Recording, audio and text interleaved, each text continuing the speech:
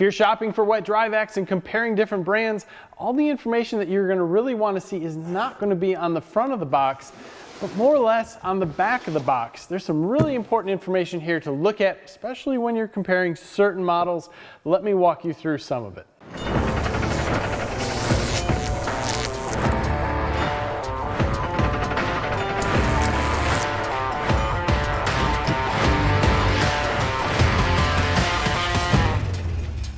The box we're looking at is a Craftsman model from Ace, and I was comparing this to a Ridgid model from Home Depot. First, let's look at some of the specs.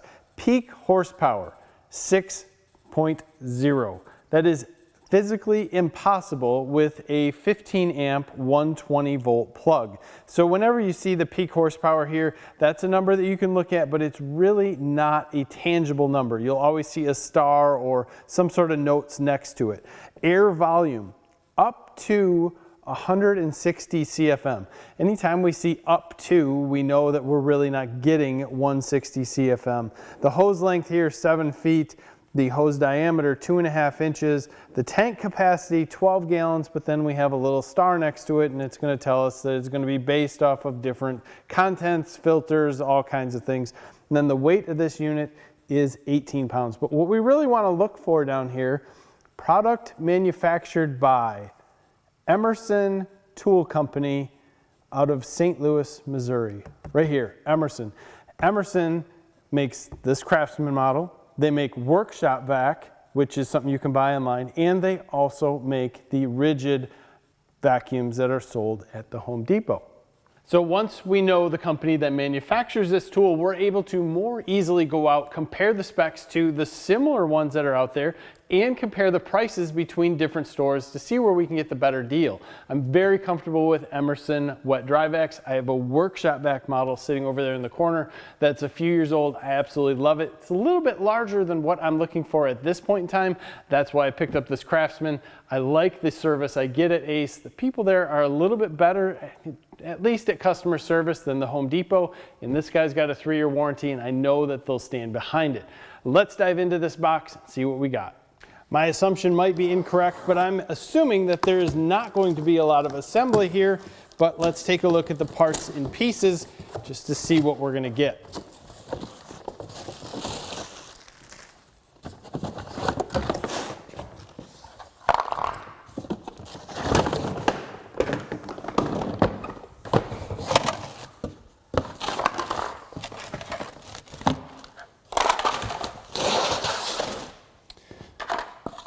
So we have a crevice nozzle, a wet floor. Well, we have a larger wet floor nozzle. This is just going to be basically a large floor nozzle to pick up bigger pieces. And then approximately 6 foot of extensions. These go together nice and will fit on this end. They do actually fit together nice, and they look like they're going to stay. That's a plus. But wait, there's more. Inside we'll find our hose, the rest of the parts and pieces to put this guy together. There's not a lot to put together. Basically, we're going to put a handle on the top. Comes with some screws. We have some hose connections here. They're going to sit there. We'll take a Phillips screw and put them in. Very, very simple.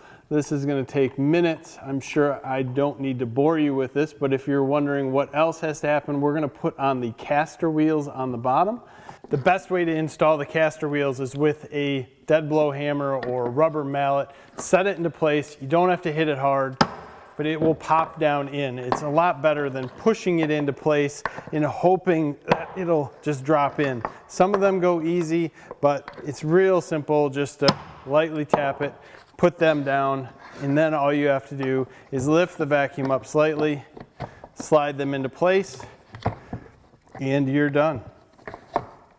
One of the things that's very important to me while I'm purchasing a vacuum is going to be the noise of the vacuum. If I'm going to be tethered to it and be about 7 feet away from it for long periods of time, I'd like to know about how loud it is. You can see here in this conversation I'm bouncing upwards of 70 decibels, just trying to give you an idea of what this is going to be like. So I'm going to just kick this vacuum on, we'll see what it does.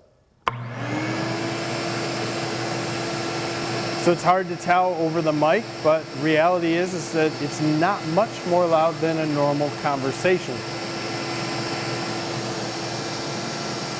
Most of the vacuums that you're going to find in this class are going to have a large drain at the bottom. This is very important to me because I'm going to use this for a wet vac more than a dry vac. But with that said, either way, it's nice to have it. Also, most of the Emerson vacuums that you'll find out there will have a blower on the back. So you can use it as a vacuum, or you can switch over your nozzle and you have about 160 CFM blower. It's going to be enough to blow off your workbench or any little area. It's not going to be a leaf blower or anything like that. Let's get into some water testing with this unit, and we'll actually test out how many gallons this will hold. I have 12 gallons of water inside here. We're going to have a stopwatch going. I'm going to start the vacuum, hit the stopwatch, and then drop this in here. We'll see how long it takes to get the 12 gallons-ish out, and also how much of the 12 gallons it does get out.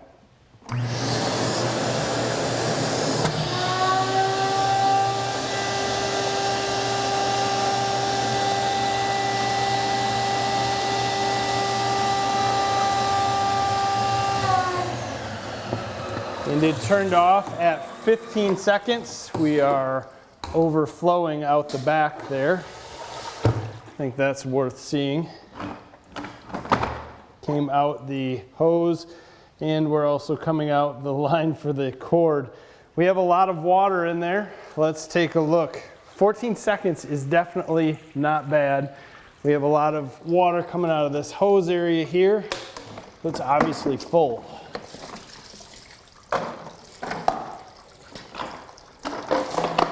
Not bad at all. It filled up the red container complete.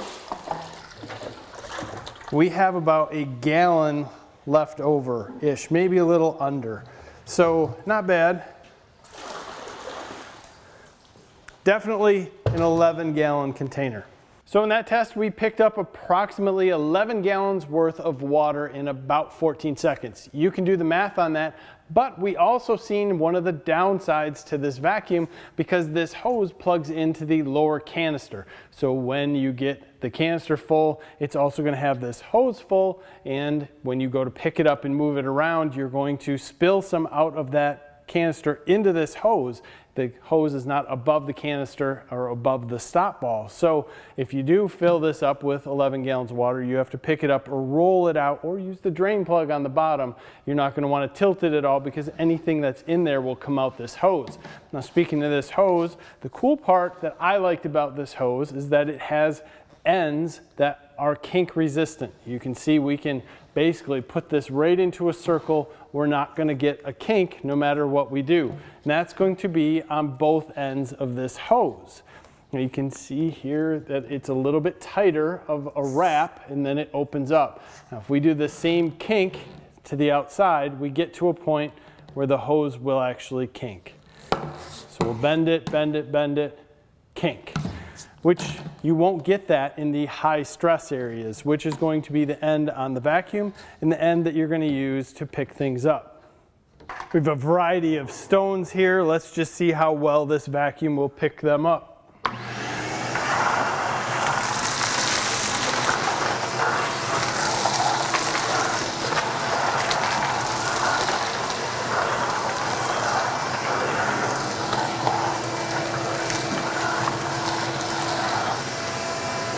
Most vacuums of this size are going to have no problem with larger debris. That's why you're going to want the 2.5-inch hose.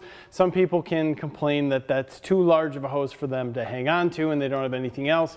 But don't buy such a large vacuum if you don't want to hang on to that large of a hose that long of a time, or buy an attachment that has a little bit smaller handle. There's a lot of attachments, hose extensions, all kinds of things you can buy for these. Don't just look at what comes in the package, look at what else you can buy, because there's a lot of inexpensive accessories out there. Long term, I'm thrilled with what I have. I have a fairly quiet vacuum, a fairly large amount of capacity that's in the inside. And again, I'm using this more for wet than dry. I'm not using it as a dust extractor. So for those who are saying hook it up to something in woodworking and see what it does, that to me is not where this is at. You're going to want something that's going to have a little bit better filter. And with that said, you can buy a HEPA style filter for this vacuum, but Again, I think you might as well look at something with a cyclone at that point in time so that you're not filling all this up. Lots and lots of things you could go through. Another fun fact with this is that all these vacuums have a duty cycle. So if you're going to use it for woodworking and you're going to use it as your dust collection system, and leave this vacuum running for a half hour to an hour straight, it's going to take a lot of life out of this unit quite quickly. They're not meant to run at that long of a period of time. So think about that if you're using it as a dust extraction system for at home. Long term, hope I helped you out a little bit as to what you can look at for what brands make different vacuums. You can look that up online and find them, but that allows you to look for the prices of these different vacuums, and they're pretty much the same parts and pieces put together under a different name. So as always, appreciate you giving us a like in this video. Comments below, we'll answer anything to the best of our knowledge, or someone else will help you out. We appreciate your time. Have a great day.